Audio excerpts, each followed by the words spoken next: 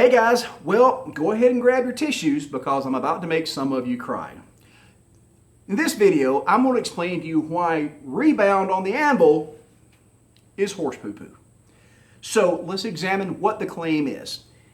What happens is everybody talks about their anvil. The first thing they do is they talk about the rebound. Oh man, I got this anvil and I took this ball bearing and I dropped it and it said, bing, and it was incredible. The rebound, 90% rebound. So here's the problem. We'll explain what's going on. So what you're supposed to do is take a ball bearing from about 12 inches and drop it. However high it goes back up as a percentage is what you call the rebound. So if you're 12 inches, you drop the ball bearing, it bounces back 6 inches, it's a 50% rebound. The claim being made is that having an anvil with a high rebound lets you work easier because when you strike the anvil, the hammer jumps back up and it conserves some of that energy that you put into it when you forced it down. That makes sense. So let me give you an example. We have a hardened steel plate here as an anvil, and if I take this hammer right here and I just let gravity take it, you can see it jumps back up pretty easily. But let's take a softer surface, put it in the same place, and do the same thing. Not nearly the jump. So this is the claim, is that you need that hard surface, that rebound, to help you work. It saves your energy. It's a good quality anvil. That argument is perfectly valid if the only damn thing that you were beating on was the anvil. But guess what? When you're working at the forge, you're not beating on this anvil. This anvil is not what you're working on. So I've arranged a little demonstration to explain my point.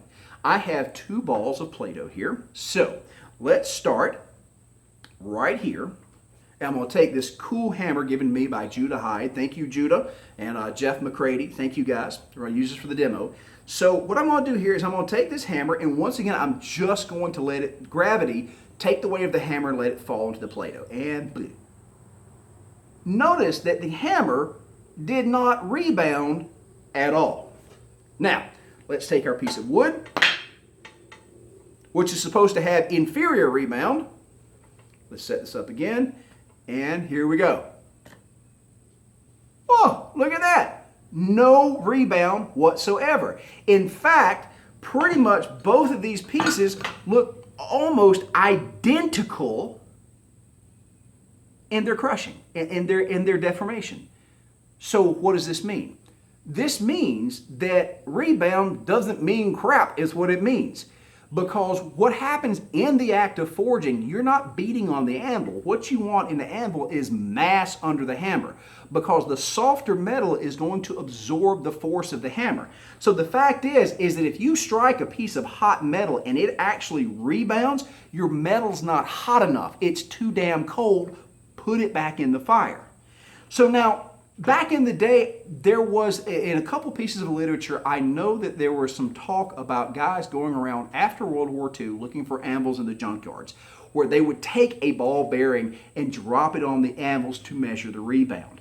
Now, I seriously doubt this had anything to do with being able to work longer on top of that anvil. What I think it had to do with was the fact that they were testing that anvil for a steel top plate. A lot of old anvils were pure wrought, and the problem with that is that wrought was very soft, and it would wallow after a bit of use, and so that was not good. Newer anvils had a welded steel plate on top that was very tough and kept that anvil from wallowing out. If there were smiths going around at that time bouncing ball bearings off of the top of these plates, I bet you it was to indicate that there was a steel plate and that the anvil was not completely solid wrought, because a wrought anvil would actually deform and then you'd have to fix it. And if you're working in business, you want tools that last. So guys, that is why anvil rebound is horse pucky. Go dry your eyes.